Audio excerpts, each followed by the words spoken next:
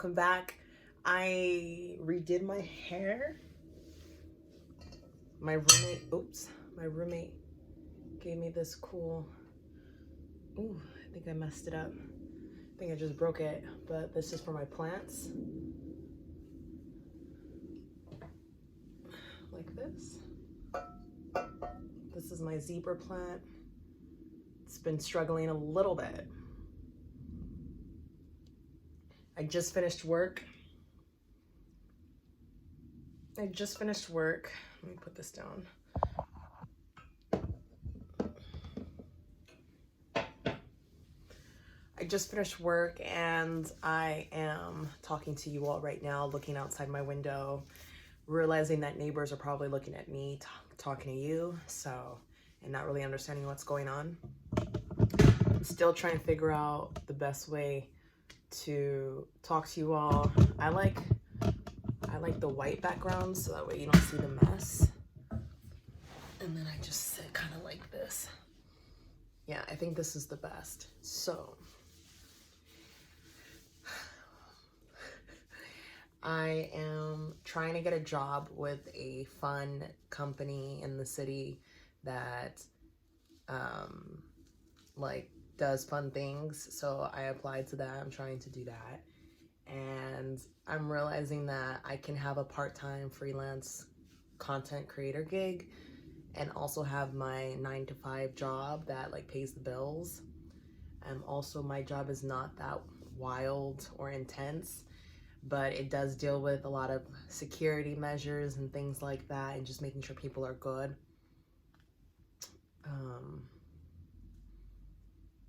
Yeah, so I just have to be on my A game. This is week 3.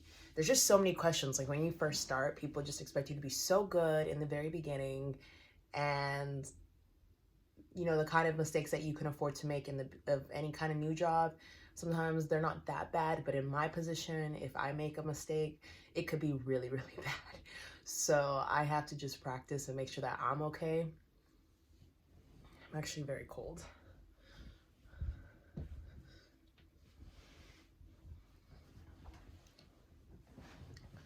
So we have some new followers. So I just want to say thank you so much for joining the squad. It's so nice to have you here. I go by Sonador and I just talk about whatever I want. I don't really want there to be restrictions or any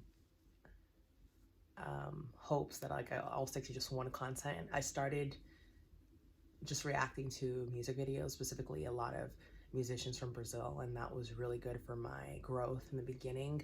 And then I realized when you decide that you want to be a reaction channel, there's really no room to pivot and do something else, because people expect that kind of content and they want you to continue to watch their videos of the people they love and the people they support. So I did that in the beginning, and that was a good way to get views and eyeballs on my content, but I realized it didn't connect with me and just purpose and what I was actually excited about.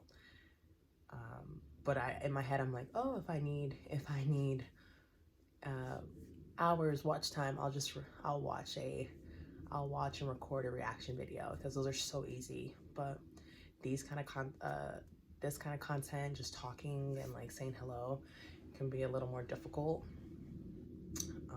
What else?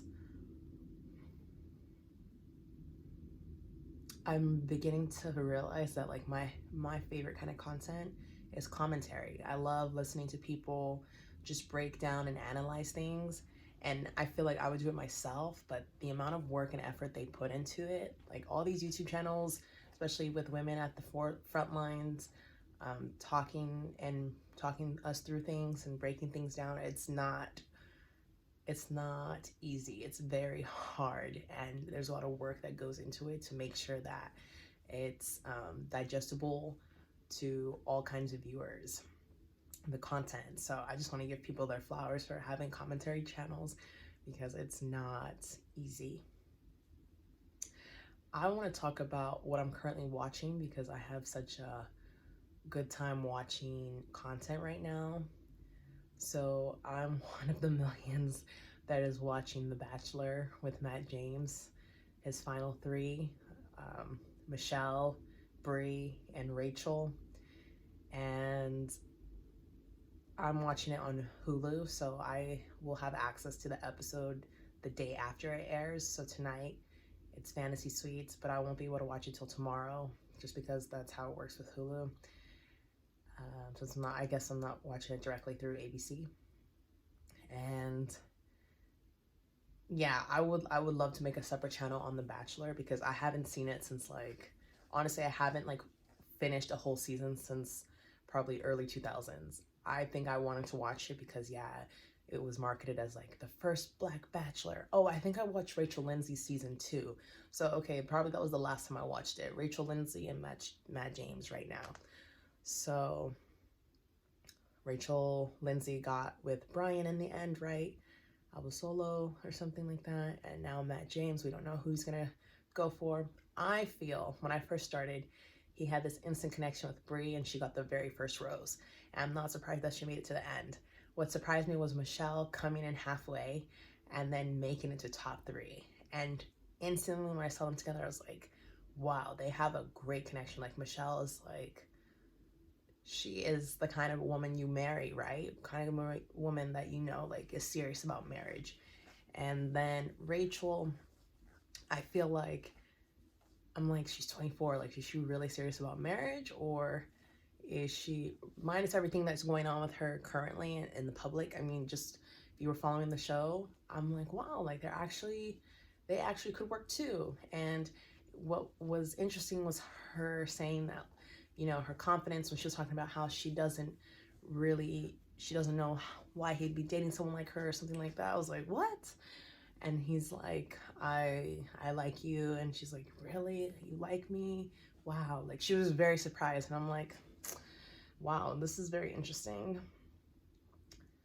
Because they're all beautiful. But it was just like, the way she's saying that about herself, I'm wondering what happened there in the past. But so he's with these 3, and I think they're all great selections. The most shocking was when Serena P basically was like, I'm done, I want to go. And that was right after he had sent Piper home. Then Serena was like, I'm done too. And I was like, dang. Like, obviously Piper really, Piper had no doubts, but Serena did. And he ended up choosing Serena. And then Serena was like, I'm done. Like, I'm not really into you as much as I thought I was. But these top 3, everyone's saying that he chose Rachel. But I feel like anyone who's like, the show works, like, the show's real, the show is about like true love, then Michelle, right? I'm team Michelle. I'm split. Like, because in the beginning I was like, Brie. Like, they look so good together, Brie. But then when I saw Michelle, I was like, wow, the chemistry, you can't deny it. And then everyone's saying he chose Rachel. And I'm just like, dang, what if he really chose Rachel? We'll see. But what I want to talk to you all is there is a limited series on Netflix called Behind Her Eyes. You need to watch it. You need to watch it. I think there's 6 episodes. Great actors. How would I describe it? It is a psychology thriller about a couple that is, honestly, they're dealing with like a loveless marriage, and the husband starts seeing his assistant who has a child, and she's a divorcee, and then she actually befriends the wife, and the wife has these special powers and abilities, and the husband basically can't leave the marriage, and the wife is somewhat very like unstable. There's something wrong with the wife, and the husband realizes that, you know, he needs to tell the truth about what happened 10 years ago with the fire, and the assistant is like, you should go do it, and basically she ends up just caught in the middle in the crossfire. So it's it's a honestly it's like a drama and a tragedy, but also a psychological thriller. It's very, very different. I can't stop shaking. I can't I can't shake it from my memory because it was so good. The concept was so good. I thought it was beautifully told because when you're watching something, I always think about how you can tell the story. There's so many ways you can tell the story. You don't have to go ABC. You can go P3 2 1. Like, you can do it so many different ways, and the end result is the same. And basically, the audience is left to ponder what happens, or the art is given to us, and we decide how we feel about it. And I just remember watching the end and feeling somewhat upset because the, there are characters that were, deceived, and it just didn't seem fair. But that's life, right? These are the kind of stories where things don't always end happily. There are people that get hurt, and there are people that lose, and there are people that win, and life just keeps rolling on. And what is the definition of true love? If, you know, and I just want to recommend that movie or limited series, Behind Her Eyes, on Netflix. So good. It was trending top 10, so we watched it and we gave it a thumbs up at the end of it. Yeah, it was very different. It was very, very different. We tried to put the pieces together and kind of did towards the end, but by then it was too late. It's so fun to kind of try to figure out what the writers are about to do before they do it, and then you realize we're kind of off a little bit. And then we started watching Firefly